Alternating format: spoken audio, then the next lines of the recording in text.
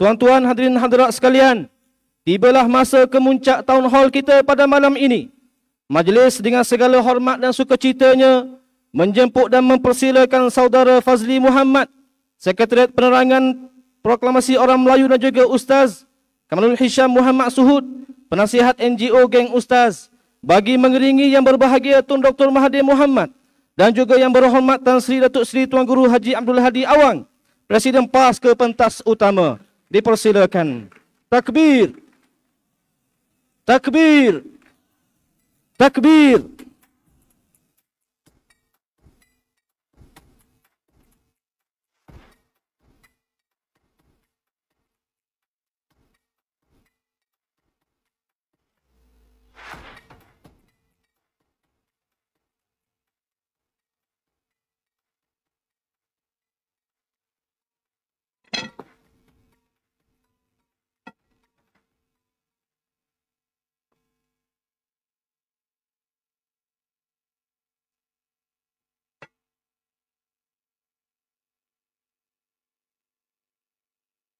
Saudara Fazli dan Ustaz Kamalul Hisham, pentas ini milik anda. Persilakan. Terima kasih kepada Tuan Pengurusi. Dia minta 1 minit, Ustaz. Baru nak selak-selak. Tunggu, Ustaz.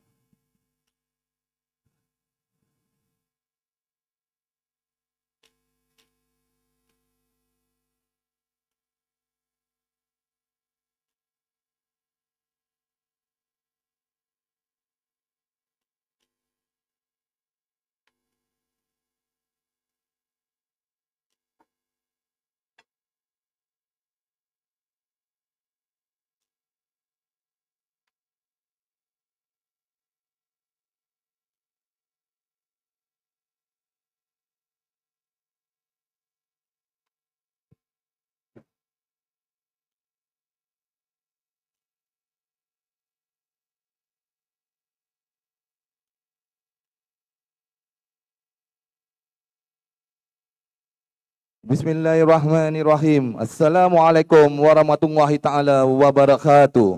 Waalaikumsalam warahmatullahi ta'ala wabarakatuh. Slow je bunyi. Takbir. Allahu Akbar. Sah ada orang tu. Okey, sebelum itu saya memperkenalkan diri saya, Fazli Muhammad daripada Sekretariat Penerangan Proklamasi Orang Melayu, dan rakan moderator bersama saya, Ustaz yang cukup manis-manis. Mukanya ya cute, tetapi insya-Allah tidak akan berlaku adegan cium atas stage. Silakan Ustaz. Assalamualaikum warahmatullahi taala wabarakatuh dan salam sejahtera. Yang diraikan dua orang ayahanda kita, Tuan Guru Tan Sri Haji Abdul Hadi Awang dan juga Tuan Mahathir, para datuk, datin, tuan-tuan, puan-puan, muslimin, muslimat, hadirin, hadirat, sahabat dan sahabiah yang dirahmati oleh Allah Subhanahu wa taala. Insya-Allah yang datang daripada utara membawa sejahtera, dari selatan membawa taulan, dari timur membawa makmur, daripada barat membawa berkat. Sahabat dikasihi oleh Allah Subhanahu wa taala, sebelum saya bersama dengan sahabat saya saudara Fazli Muhammad pada malam ini, insya-Allah flow-nya sangat mudah dalam bicara negarawan dan agamawan dengan kita sebut sebagai short form dia sebagai BENA pada malam ini.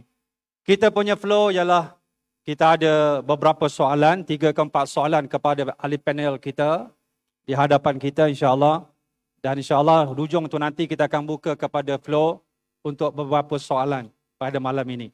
Sebelum saya serahkan kepada sahabat saya saudara Fazli Muhammad untuk soalan pertama kepada ahli panel pertama, Tun Mahathir Mohamad, saya nak petik dengan sepotong ayat daripada surah An-Nisa. Ba'da a'udzubillahi minasyaitonirrajim.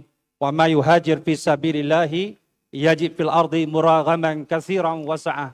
Wa may yakhruj min baitihi muhajiran ila Allah wa rasulih thumma yudrikhul maut faqad waqa'a ajruhu 'ala Allah wa kana Allahu ghafurar rahima. Barang siapa yang berhijrah pada jalan Allah, dia akan mendapati di atas muka bumi ini tempat hijrah yang luas, rezeki yang melimpah ruah, dan barang siapa yang keluar daripada rumahnya berhijrah untuk menegakkan agama Allah Subhanahu wa taala, lalu maut datang menjemputnya, telah tetaplah ganjarannya di sisi Allah Subhanahu wa ta'ala. Dan sesungguhnya Allah itu Maha Pengampun, lagi Maha Penyayang. Kita sekretariat sahabat-sahabat sekalian, kita berpindah-pindah sempena dengan amal hijrah dari dewan ke dewan hinggalah ke Dewan ICT. Tanpa membuang masa, saya serahkan balik kepada sahabat saya, Saudara Fazli Muhammad, untuk meneruskan program Town Hall kita, bicara negarawan dan agamawan. Pada tafadhal, masykurah. Terima kasih Ustaz. Sebelum itu Tun, Tok Guru, saya mohon izin untuk kita sama-sama sedekahkan Al-Fatihah kepada Allahyarham Salahuddin Ayub. Al-Fatihah. Amin. Ya.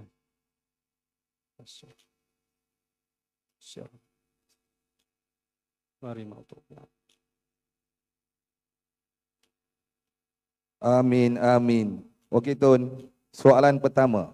Sebagai Tun seorang pejuang bangsa, manakala Tok Guru pula adalah seorang pejuang agama, apabila bangsa tanpa maruah, bererti bangsa itu hina Tun. Adakah kleptokrasi dan terbaru Tun menyebut pula kakistokrasi itu boleh dirujuk sebahagian daripada bangsa tanpa maruah? Komen Tun. Assalamualaikum warahmatullahi wabarakatuh. Saya ucap terima kasih kerana soalan ini tepat berkenaan dengan keadaan sekarang ini. Negara kita memerlukan kerajaan. Pada masa dulu kerajaan bermakna keadaan mempunyai raja. Tetapi sekarang ini kita anggap kerajaan itu sebagai satu pemerintah. Dan kita perlu kepada pemerintah yang cekap. Yang boleh buat sesuatu yang baik untuk negara, baik untuk penduduk dalam negara. Tetapi kita dapati bahawa kerajaan yang ada sekarang ini asyik buat kenyataan tiap-tiap hari. Tiap-tiap pagi kita buka akhbar, kita dengar ucapan. Dan ucapan yang tertarik sangat bagi kerajaan pimpinan sebulan-sebulan ini ialah kononnya ada menteri-menteri yang banyak duit, pelari duit, curi duit, bawalah balik bagi kepada orang ramai. Hari-hari itu disebut, tapi tak sebut nama. Kalau kamu tahu siapa dia, sebutlah nama. Cakap saja tak cukup. Kita boleh tuduh. Saya boleh tuduh Perdana Menteri yang ada sekarang ni curi 1 bilion ringgit. Tetapi kalau saya pergi ke mahkamah, mahkamah tidak akan terima kenyataan yang saya buat. Melainkan kalau ada bukti. Bukti penting. Apa dia bukti? Tulisan, cek, akaun, macam-macam tulisan. Kerana apabila kita gerak wang daripada satu tempat ke satu tempat, daripada satu orang ke satu orang, kita perlu dokumen. Kita perlu tulis banyak mana yang kita pindah daripada sebulan kepada sebulan. Kalaupun kita nak pindah dalam bentuk duit, wang tunai, 1 bilion banyak. Susah kita nak pindah. Jadi kita tulis dalam cek, kita masuk dalam akaun dan sebagainya. Tetapi walaupun Anwar Ibrahim, Perdana Menteri, membuat tuduhan, katanya ada orang yang curi duit banyak, bawa pergi ke Switzerland. Bawalah balik, kononnya bagi balik kepada rakyat. Tetapi kenapa tak sebut nama? Sebaliknya dia sebut orang yang berkuasa selama 22 tahun, 22 bulan. Itu terkenal kepada saya lah. Dia kata dia ada bukti, kotak-kotak bukti, tulisan-tulisan bukti ada. Saya akan tunjuk. Tapi bila saya minta dia tunjuk, oh tak boleh tunjuk rahsia. Kalau awak ada, tunjuklah. Tunjuk saya curi duit. Pasal kita tahu ada orang yang curi duit dan dihadapkan ke mahkamah, dibicara dan dimasuk dalam penjara. Kalau saya curi duit, tunjuk secara terang saya curi duit, boleh bawa saya ke mahkamah dan ada perbicaraan. Dan kalau saya betul-betul curi duit, masuklah saya dalam penjara. Tetapi bila tanya, bukti mana? Oh, tak boleh bagi. Tapi ada bukti. Bagi tahu semua orang. Akan saya tunjuk bukti. Mana dia bukti? Jadi orang yang semacam ni menjadi pemerintah. Sebab itulah kita sekarang ni kenal satu perkataan baru. Kita besar dengar tentang demokrasi. Okeylah. Demokrasi baik. Kita juga dengar dengan kleptokrasi. Apa dia kleptokrasi? Kerajaan penyanga. Kerajaan pencuri. Itu kleptokrasi. Sekarang ni datang satu lagi perkataan. Bunyi macam perkataan Melayu. Tapi dia sebenarnya perkataan dalam bahasa Inggeris. Disebut berkenaan dengan kakistokrasi. Apa dianya kakistokrasi? Kerajaan yang tak tahu nak jadi kerajaan.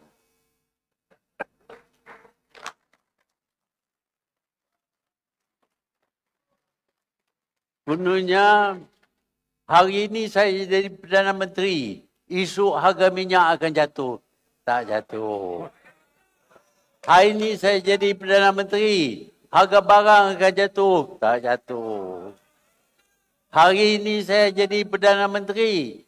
Nilai mata wang kita akan naik. Jatuh. Inilah cerita orang yang tak tahu nak jadi pemerintah. Sudah jadi pemerintah. Bukan pilihan rakyat. Bukan pilihan rakyat. Mereka berpakat.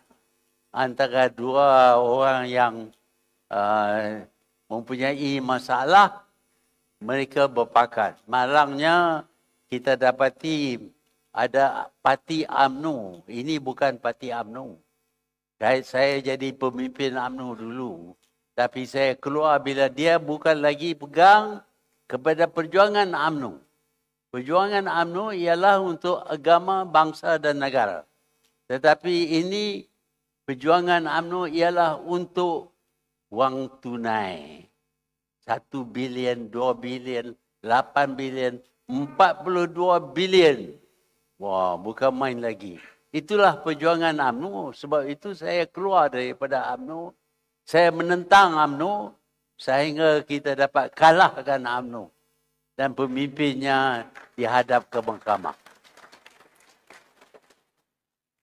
Jadi kita lihat sekarang UMNO yang menjadi sebahagian kecil daripada pemerintah.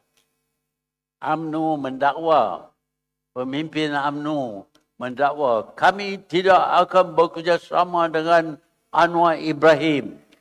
Kami tidak akan kerjasama dengan DAP. Sekarang ni tidur satu bantal. Inilah kerajaan kakistokrasi.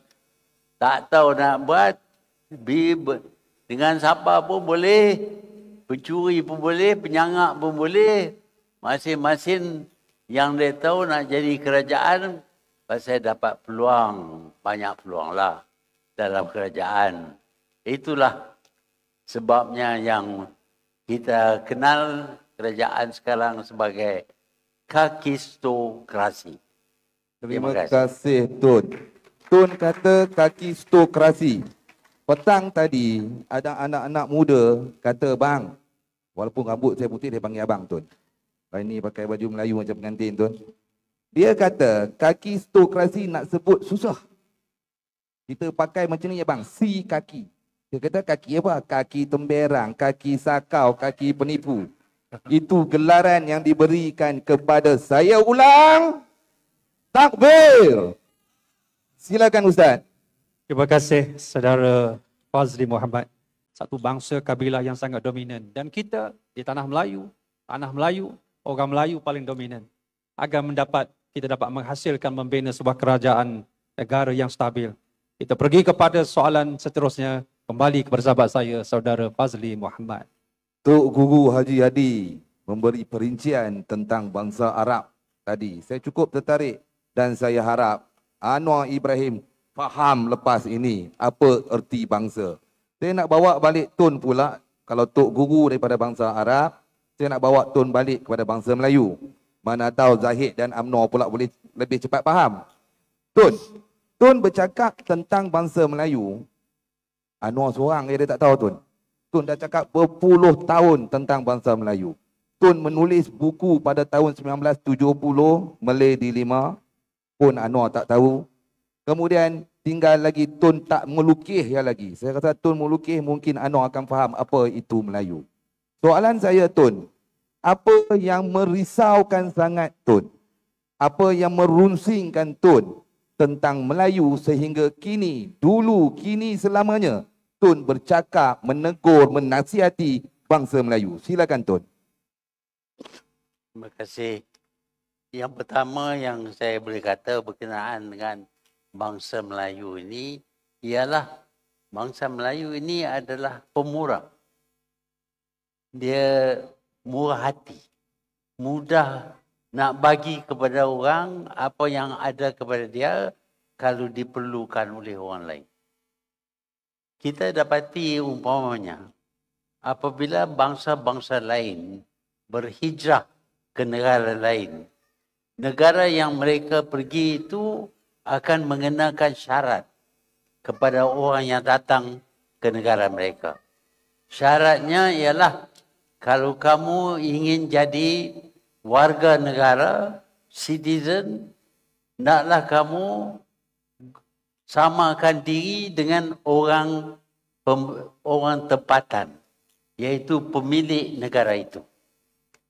Mereka perlu menggunakan bahasa, budaya, segala-gala yang dikaitkan dengan penduduk asal negara itu akan diterima oleh kaum pendatang dan mereka lama-lama jadi semacam dengan orang tempatan. Tetapi orang Melayu tidak. Sementara kita lihat di Indonesia, di Filipina, di Thailand, siapa saja yang pergi ke negara-negara itu menjadi orang Indonesia, berbahasa Indonesia, berbudaya Indonesia. Pergi ke Filipina, jadi orang Filipina. Bahasanya mungkin bahasa tempatan. Demikian juga dengan Thailand. Apabila mereka pergi tinggal di Thailand, mereka tukar nama, guna bahasa Thai dalam rumah dan terima budaya Thai. Tetapi tidak di Malaysia. Orang Melayu bermurah hati. Kerana walaupun kaum pendatang ini tidak ingin bercampur dengan orang Melayu, tidak ingin menjadi orang Melayu dan mengekalkan hubungan mereka dengan negara asal mereka, masih juga kita terima mereka sebagai warga negara. Hampir sama dengan kita. Ini menunjuk bahawa kita murah hati. Kita sanggup memberi apa yang ada kepada kita kepada orang lain kerana kita tidak nak orang lain ini berasa seolah-olah kita tidak terima mereka. Itu yang kita lihat sekarang. Dan kita lihat apabila mereka kekalkan identiti mereka, budaya mereka, bahasa mereka, sekolah mereka, maka mereka terpisah daripada kita. Dan mereka membawa jalan yang lain, pemikiran yang lain, budaya yang lain. Itu pun kita masih lagi tidak tegur, tidak tolak mereka. Tetapi apabila datang kepada masa yang mana mereka berkata, negara ini bukan milik orang Melayu sahaja. Dia milik kami saja. Sama. Kami juga dilahir di sini dan ini negara kami. Bukan negara Melayu. Itu saya fikir kita sampai kepada tahap yang mana orang Melayu tidak lagi boleh terima dakwaan sedemikian. Hari ini, perkara ini sedang berlaku. Mereka tidak langsung kenal diri mereka sebagai warga negara Malaysia, tidak bersama dengan kita, menolak bahasa kita, menolak budaya kita. Mereka mempunyai sekolah mereka sendiri. Dan ini menunjuk bahawa mereka tidak berminat untuk jadi warga negara kita, walaupun mereka dapati dengan taraf warga negara ini mereka dapat banyak keuntungan. Itu masih kita tahan. Tetapi bila dia dakwa kononnya ini bukan negeri Melayu lagi. Ini bukan negara Melayu lagi. Ini bukan tanah air Melayu. Bukan tanah Melayu. Ini adalah milik mereka juga. Pada masa itu kita tak boleh terima lagi. Sebab itu kita perlu pertahan kedudukan sebagai pemilik negara kita tanah Melayu. Tuan-tuan dan puan-puan, di negara lain, kalau ada bangsa lain cuba mendakwa bahawa mereka sudah ambil negara itu, maka rakyat warga negara berkenaan sanggup berperang, sanggup bermati-matian untuk pertahankan negara mereka daripada diceroboh, dikuasai oleh bangsa asing. Inilah yang kita lihat sekarang ini antara Rusia dengan Ukraine. Oleh kerana Rusia setelah langgar masuk Ukraine untuk tawan sebahagian daripada ke Ukraine, bukan seluruh Ukraine, tetapi orang Ukraine sanggup berperang, bermati-matian. Ramai daripada penduduk Ukraine sekarang ini terpaksa berhijrah ke negara lain. Itu sebabnya, itu menunjuk bahawa kerana mereka sayang kepada negara mereka, mereka sanggup dicedera, sanggup mati, sanggup negara mereka diroboh, dipecah dan sebagainya. Tetapi di Malaysia ini, kita tidaklah minta orang kita berperang, nak mati-mati apa semua, tak payah. Cuma nak undi saja. Nak pangkah saja. Sikit sangat yang kita suruh. Dengan pangkah itu kita boleh selamatkan negara kita. Tetapi masalahnya ialah ada orang yang tertarik dengan pemberian wang. Ada yang tertarik dengan orang asing ini kerana mereka nampak lebih berjaya daripada kita. Dan mereka tidak pun keluar mengundi. Bukanlah susah sangat nak pergi undi. Tapi mereka tak undi. Dengan itu mereka bukan saja kalah. Tapi negara mereka akan dikuasai oleh orang asing. Kalau kita tak keluar undi, kalau kita tak sokong orang Melayu, maka negara kita bukan lagi akan menjadi tanah Melayu. Inilah masalah orang Melayu. Kerana begitu murah hati, sanggup memberi negeri mereka, negara mereka kepada orang asing. Kalau kita buat demikian, percayalah, nasib kita akan menjadi buruk. Kerana kita sudah lihat apa yang berlaku kepada wilayah kita yang telah kita beri kepada mereka. secara percuma. Singapura sekarang ini bukan lagi tanah Melayu. Singapura adalah negara lain, diperintah oleh orang lain, dan di sana orang Melayu tidak dapat layanan, tidak dapat lindungan sama sekali. Sebab itu, walaupun kita suka bermurah hati, tetapi pada-padalah. Takat itu saja cukuplah. Sebab itu dalam pilihan raya umpamanya, kita perlu keluar beramai-ramai. Bukan untuk memberontak, bukan untuk mengganas. Hanya untuk mengundi. Kali ini kita perkenalkan satu gerakan orang Melayu. Ya, kita banyak parti. Untuk parti-parti menyatu diri mereka agak sukar sikit. Kita tangguhkan parti sekarang ini.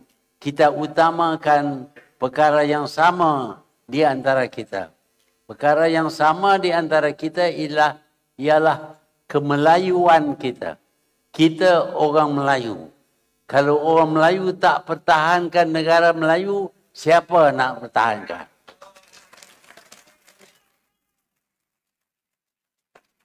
Kita tak dapat berjuang sebagai parti. Kita berjuang sebagai bangsa. Bangsa Melayu. Dari dulu pun kita berjuang sebagai bangsa Melayu. Dan sebagai bangsa Melayu, kita mampu mengalahkan British. Kita mampu mencapai kemerdekaan.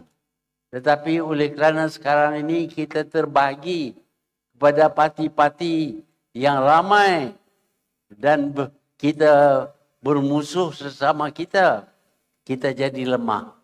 Sebab itu buat kali ini kita satukan diri kita sebagai orang Melayu dan perjuangan kita ialah perjuangan untuk orang Melayu. Sama ada kita ulama ataupun ahli profesional dan lain-lain, hakikatnya ialah kita semua adalah orang Melayu. Kalau orang Melayu tak bersatu, tak pertahankan negara, kita akan hilang negara kita ini. Dan nasib anak cucu kita akan menjadi begitu buruk kerana kelalaian yang dilakukan oleh kita. Inilah masalah yang saya dapati setelah berkecimpung dalam bidang politik selama 80 tahun. Saya lihat semakin lama, semakin banyak apa yang ada kepada orang Melayu dilepaskan kepada orang lain. Kita jual tanah kerana miskin, kita jual negara kita juga kerana kita hargai sogokkan sebanyak RM100.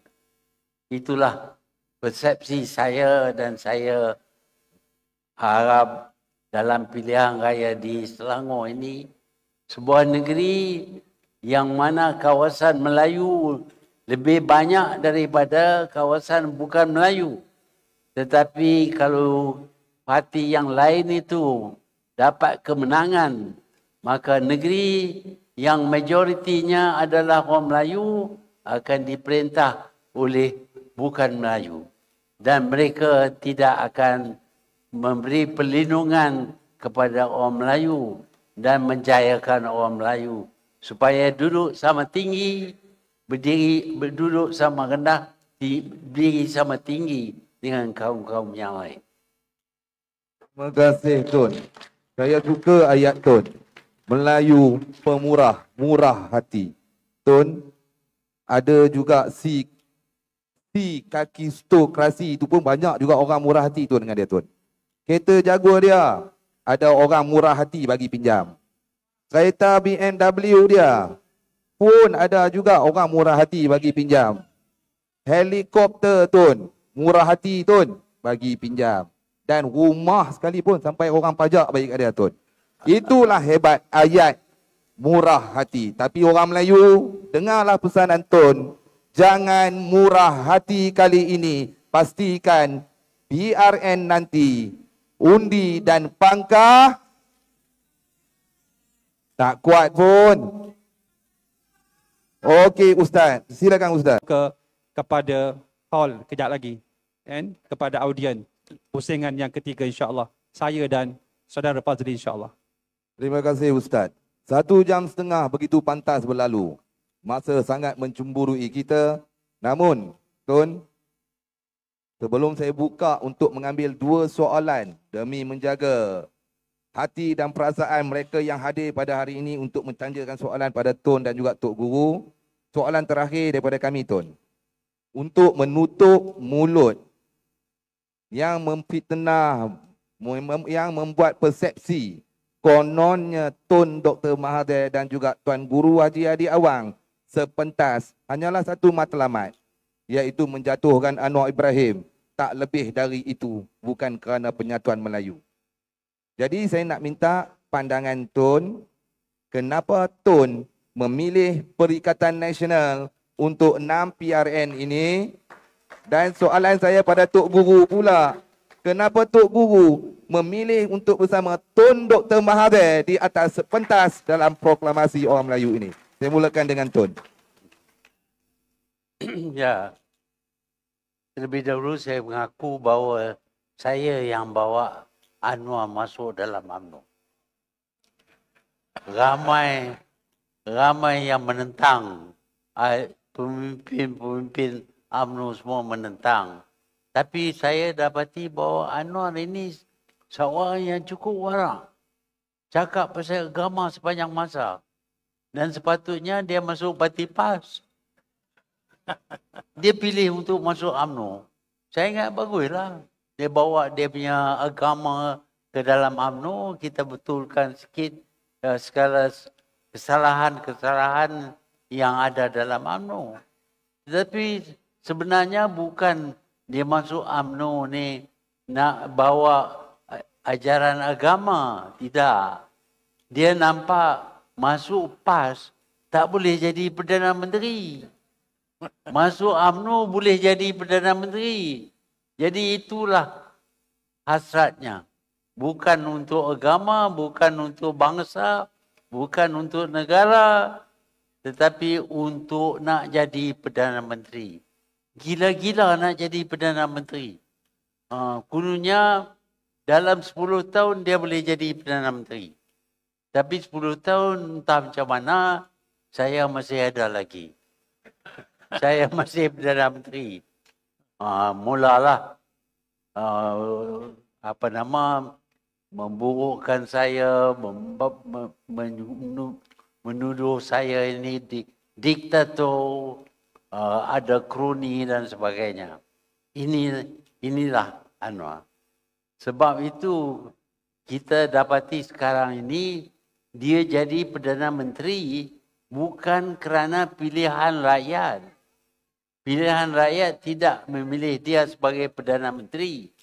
Tetapi apabila dia dapati kalau berpakat dengan UMNO yang mempunyai masalah, dia boleh dapat bilangan yang cukup untuk diri kerajaan dan dia jadi Perdana Menteri. Itulah perjuangannya. Nak jadi Perdana Menteri. Macam-macam fikiran dibuat berkenaan dengan nak jadi Perdana Menteri. Lah ni dah Perdana Menteri. Lepas jadi Perdana Menteri, apa yang dia lakukan? Agama pun tidak, yang lain pun tidak. Bahkan nampak mirip kepada budaya Barat yang tak elok sekarang ni. Barat sekarang ni dah runtuh dah. Budaya dia, morality dia dah runtuh habis.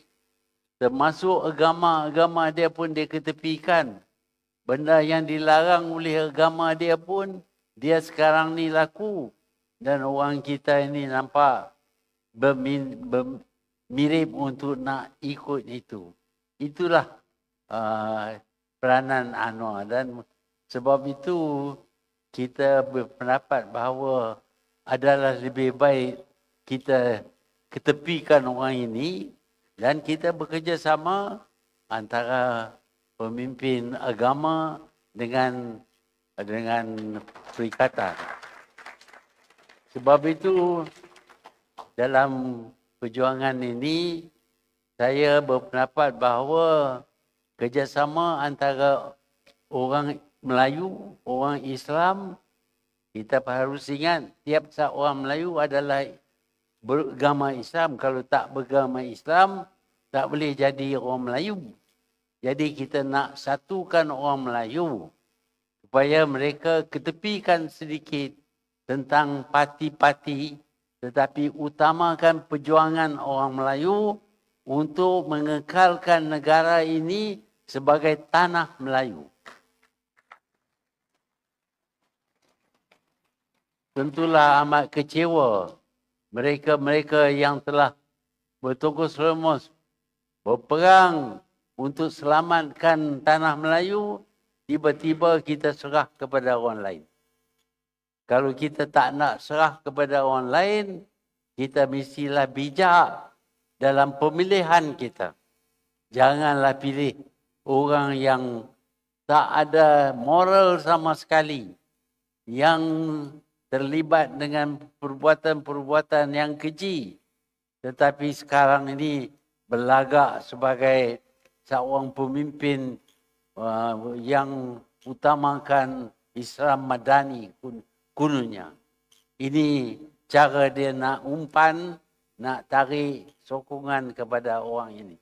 Tetapi percayalah, orang ini tak pernah tunai sikit pun janji-janjinya. Sebab itu, walaupun dulu saya menaikkan orang ini sehingga dia jadi timbalan Perdana Menteri, hari ini saya menentang orang ini setelah dia jadi Perdana Menteri. Dan untuk ini saya berpendapat bahawa cuma orang Melayu yang bersatu, orang Melayu yang bersih, bersatu sahaja yang boleh menjatuhkan seorang pemimpin yang tidak ada moral sama sekali. Itulah sebabnya. Itulah sebabnya yang malam ini saya duduk bersama dengan Tuan Guru Haji Hadi. Terima kasih. Okey, Tuan Guru. Soalan saya, gelombang yang kita lihat di ke-66 buah negeri dalam pilihan raya negeri ini, rakyat Melayu sudah nampak menjurus ke arah menyokong Perikatan Nasional. Itu gelombang yang kita lihat. Saya nak tanya, dari segi rakyat, alhamdulillah boleh menerima. Tetapi dari segi pemimpin, bagaimana penyusunan calon-calon itu? Adakah kalau dikatakan kerana parti kita berpecah, apakah calon-calon yang kita nak letak dalam pilihan raya negeri ini berdasarkan parti ataupun pemimpin Melayu itu sendiri? Sekian, terima kasih.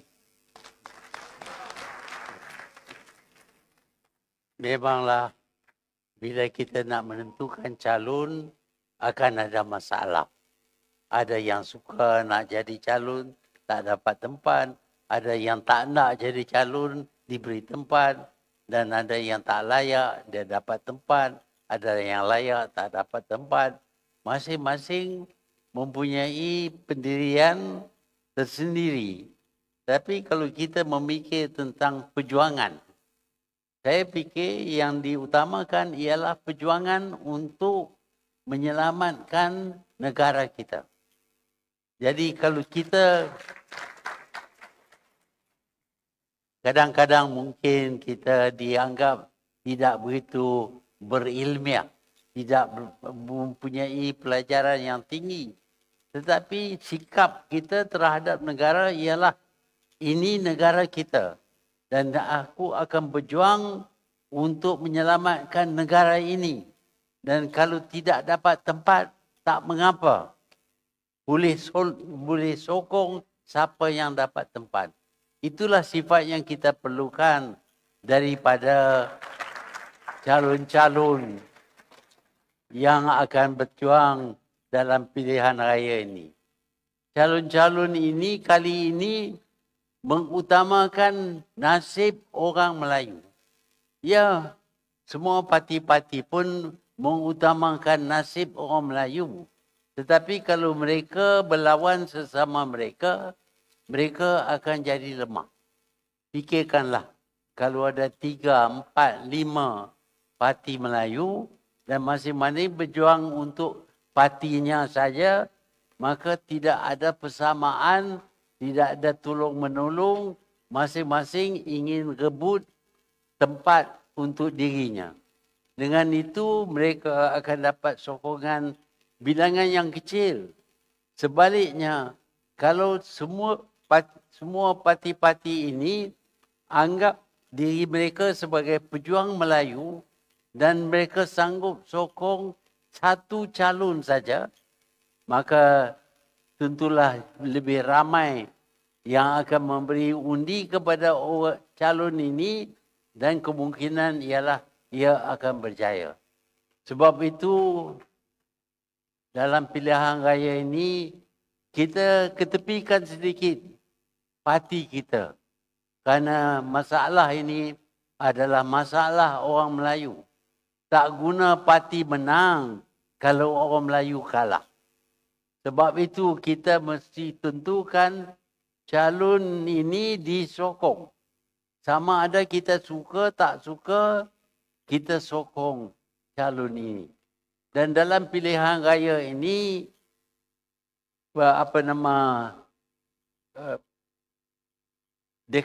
deklarasi Melayu ini tak boleh bertanding kerana kita tidak didaftar. Sebab itu kita akan guna perikatan. Bukan kita tak perlu jadi ahli perikatan. Tetapi kalau calon itu datang daripada perikatan, semua pihak akan sokong. Tetapi kalau calon itu datang daripada satu NGO, badan bukan kerajaan, perikatan akan sokong, yang lain pun akan sokong dan kita akan dapat undi yang banyak. Sebab itu, apabila kita sudah tentukan siapa yang menjadi calon, jangan ada soal lagi. Undi saja calon yang diperkenalkan dengan nama perikatan dan dengan logo perikatan, simbol perikatan. Ini kali kita gunakan perikatan sebagai parti yang berdaftar. Kerana gerakan proklamasi orang Melayu ini tidak berdaftar. Kita juga tidak boleh bertanding sebagai bebas. Kerana bebas tak boleh bersatu. Mereka akan memecah lagi undi-undi kita. Selalu kena kita ingat bahawa kalau kita berpecah, kita akan kalah. Cuma kalau kita bersatu saja, kita akan menang. Kadang-kadang kita dapat calon yang kita suka, tapi kalau dapat calon yang kita tidak suka pun, selalu ingat kejayaannya akan jadi kejayaan gerakan kita untuk menyelamatkan orang Melayu.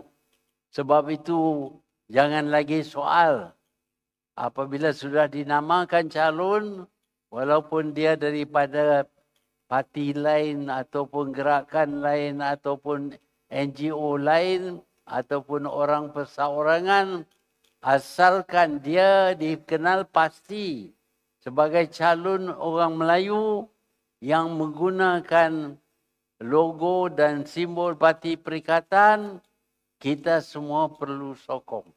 Itulah cara kita. Okey, terima kasih Tun. Terima kasih Tok Guru. Apapun, pertahankan 3 negeri. Kelantan, Terengganu dan Kedah. Boleh? Dan misi merampas Selangor Negeri Sembilan. InsyaAllah kalau kampung saya Pulau Pinang pun dapat ditawan. Boleh? Terima kasih banyak-banyak. Saya dan juga rakan moderator mengucapkan jutaan terima kasih. Dan saya serahkan kembali kepada pengurusi majlis, Ustaz Ubaid. Assalamualaikum warahmatullahi taala wabarakatuh. Waalaikumsalam warahmatullahi taala wabarakatuh. Waalaikumsalam warahmatullahi wabarakatuh. Itulah tuan-tuan, 2 jam kita bersama dengan 2 tokoh negarawan dan juga agamawan. Terasa begitu sekejap sahaja. Dengar apa sangat?